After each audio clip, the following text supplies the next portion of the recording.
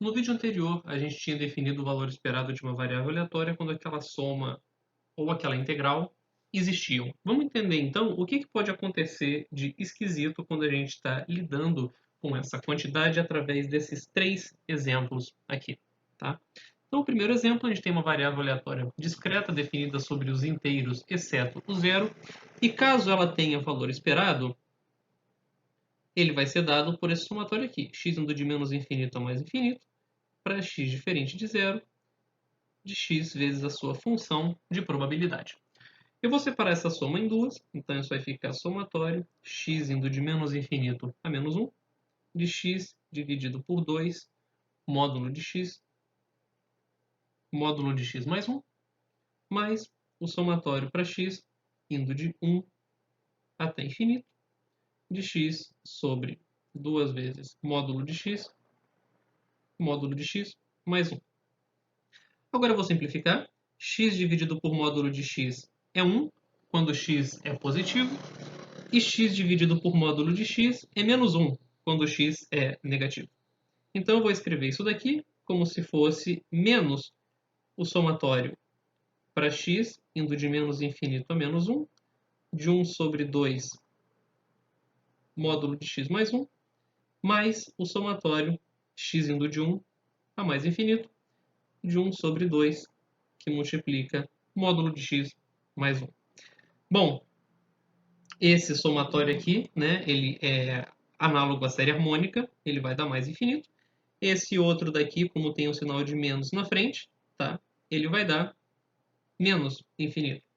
Então, quando você tenta calcular o valor esperado dessa variável aleatória, você chega na indeterminação do tipo infinito menos infinito, e nesse caso a gente diz que essa variável aleatória não tem valor esperado, ou seja, o valor esperado de x não existe nesse caso, ok? Porque ele dá essa indeterminação.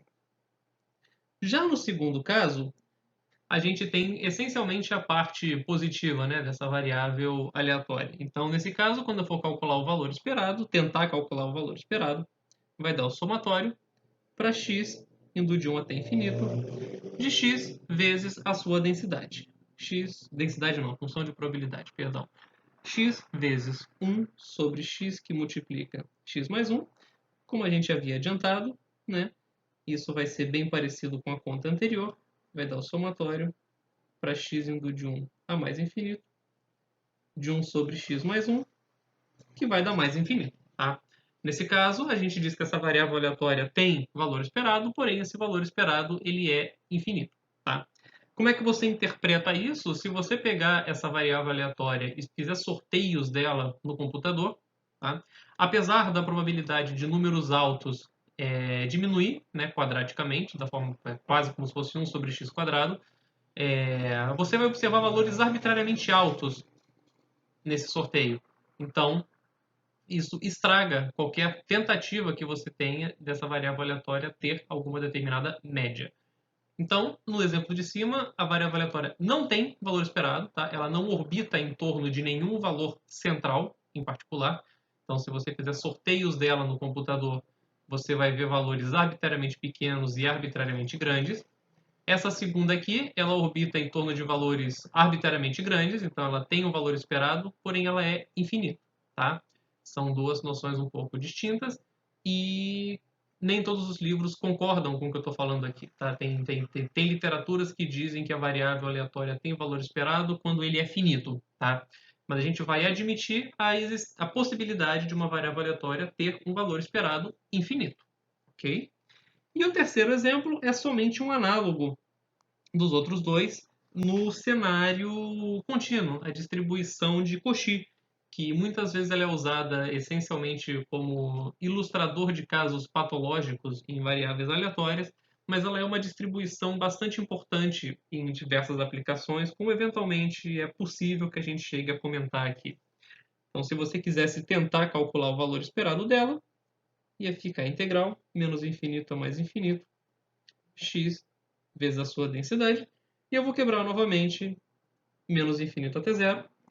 Vai ficar x que multiplica π, 1 mais x ao quadrado dx, mais integral de zero a mais infinito, x que multiplica π, 1 mais x² dx, ok?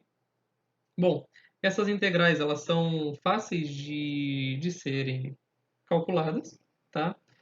E o que eu vou fazer aqui vai ser o seguinte, aqui na primeira eu vou fazer uma pequena mudança de variáveis, eu vou querer que o meu x vá de 0 a mais infinito, tá?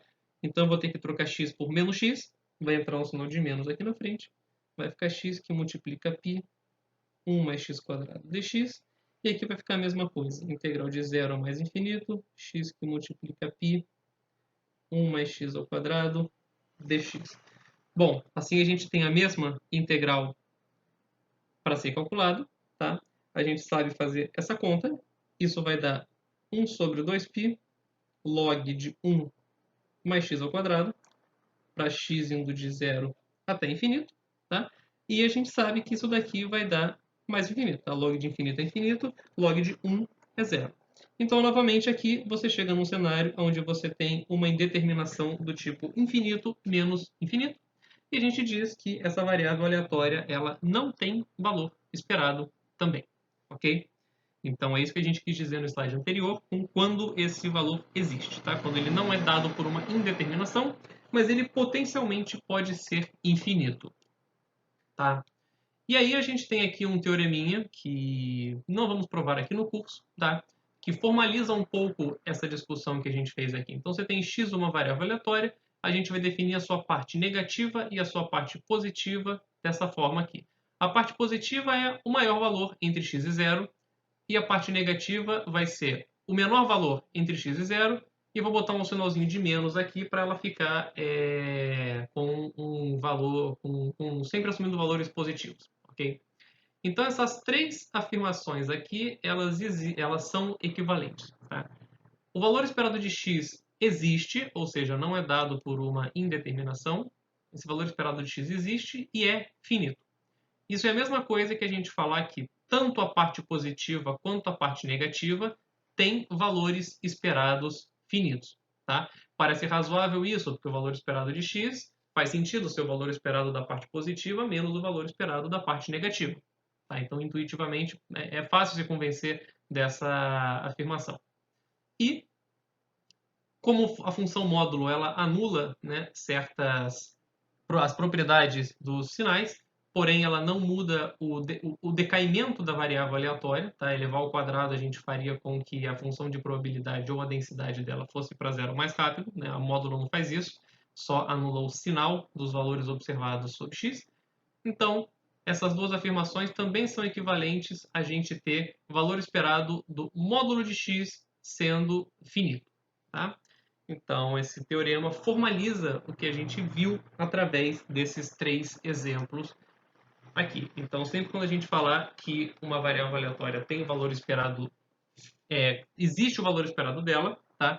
É quando a gente não cai numa indeterminação dessa forma, porém a gente vai admitir que possivelmente esse valor pode ser infinito.